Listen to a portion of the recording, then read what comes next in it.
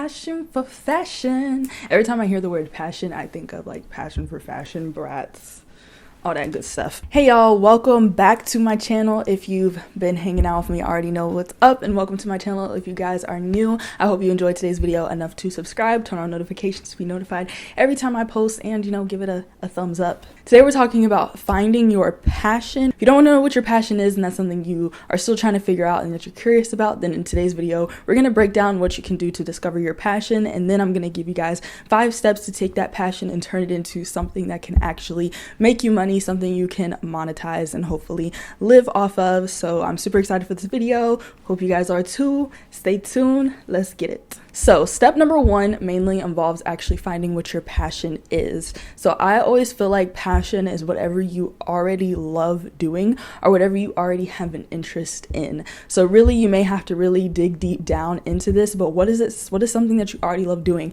Maybe you don't necessarily love your job, but you do love when at your job you have to plan something. So maybe you have to plan some kind of event, you have to plan a small conference or something, and you actually really enjoy the logistics and operation of that planning. Then planning is actually a tremendous skill that is an entire job or an entire company that does this skill. So really dig deep down and figure out, what do you love? What do you really enjoy? What are you interested in? Is there a topic that you typically look at on YouTube? Do you actually look at a lot of financial videos, a lot of real estate videos? Do you look at a lot of fashion videos? Like, what is it that interests you, grabs your attention, that you like to watch a lot? And then also, what do you already love doing, whether it's a hobby that you have, or maybe it's just something that you do within your job already that you really like, one part of your job description, or something that you see somebody else doing that you're like, dang, I'll be really good at that, I'll be very interested in that. That is the best way to truly find your passion, is to just to go ahead and evaluate what you're already doing with your life, you guys.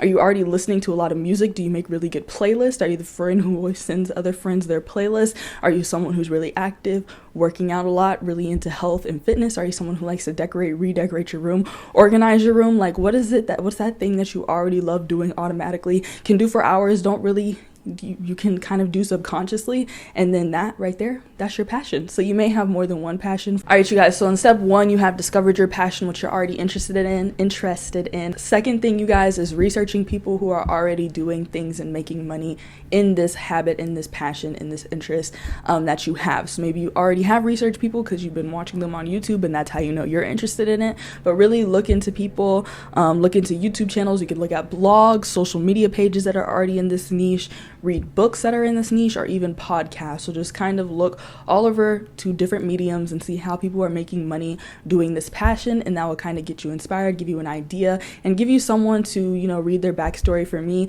I love to read a lot of showrunners, TV writers, producers. I love to read their backstories, especially if they're Black females. I love going in and just reading where they started, where they came from, and how they overcame it. It really gives me a lot of inspiration, and it just teaches me, self-discipline is truly how you get there.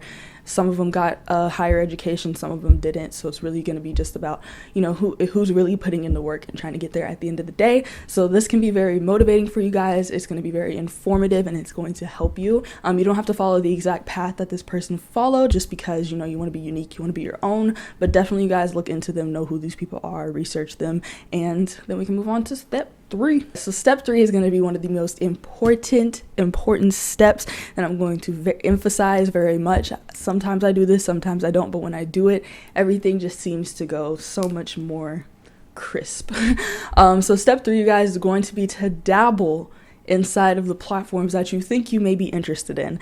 Now, this means very minimal planning. I don't want you guys to be like, okay, I'm going to get into YouTube, I'm going to plan all my videos for the month, I'm going to get equipment. No, I want you to do the most minimal planning possible. I want you to prop your phone up on a wall, and I just want you to film a video, and maybe you post it to YouTube privately if you don't feel comfortable posting it publicly. Post it to IGTV, post it somewhere, put it out there. Whatever you're interested in, I want you to dabble in it. Go try out maybe podcasting, try out blogging, see what you really enjoyed doing, what process you really enjoyed, and what process maybe you would want to learn more about. I hope I'm not popping my peas up in this microphone, man, but it feels like I am.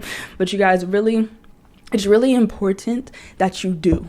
Most people don't even get to the phase of doing. A lot of people, you know, express their interest and have this interest and go and learn everything they can about it, but then they don't actually do the physical doing. So that's why I want you guys to first do. I want you guys to go out there and just do it, and then, you know, after that you can do the planning. That's what I did with my initial YouTube channel, was just me doing, and then after that it came, okay, analytics, monetization, all that good stuff.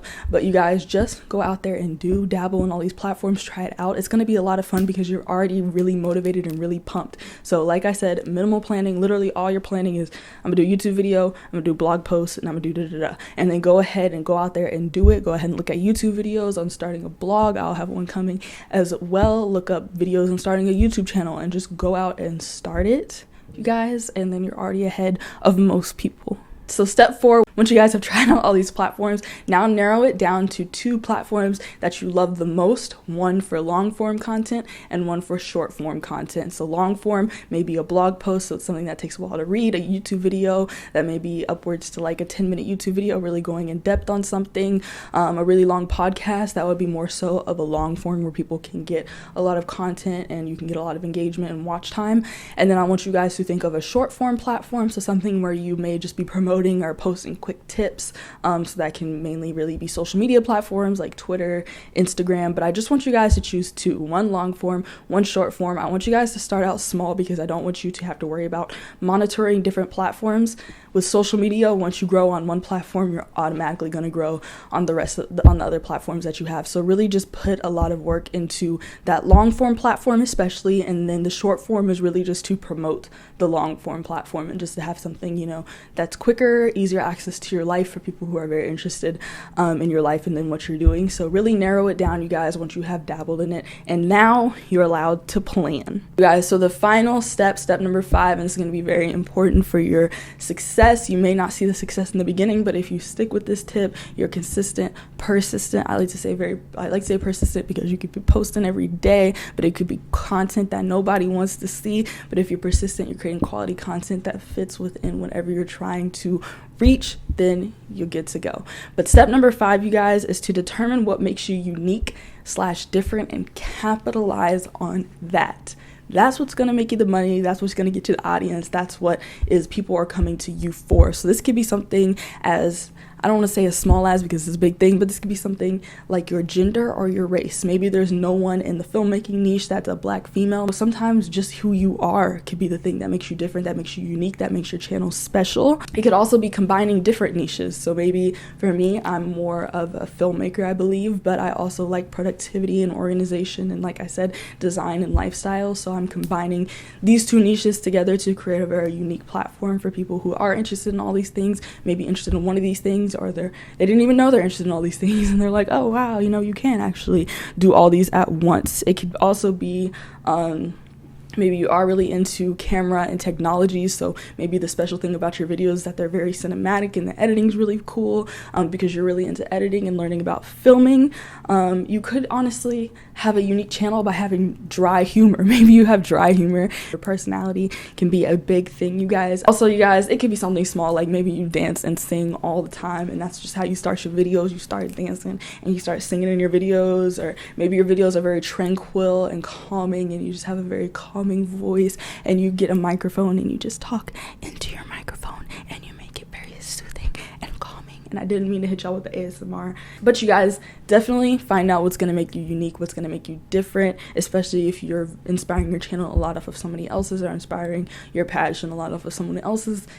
Figure out what makes you a little bit different from them and really push that, capitalize on that, and you'll be good to go, you guys. So I hope this video really helped you guys with finding your passion and then taking these steps in order to monetize your passion, and just really living life doing what you love. I believe the next best thing to financial freedom is doing what you love, because that's what you want financial freedom for in the first place, right? Anyways, I hope you guys enjoyed this video. Give it a thumbs up if you liked it. Subscribe and turn on notifications to be notified whenever I post. I got many great videos coming for you guys. I'm super excited for them. Comment below if you have any other tips on finding your passion and monetizing that passion. Follow me on Instagram to, see what I be doing with my life, and I'm out.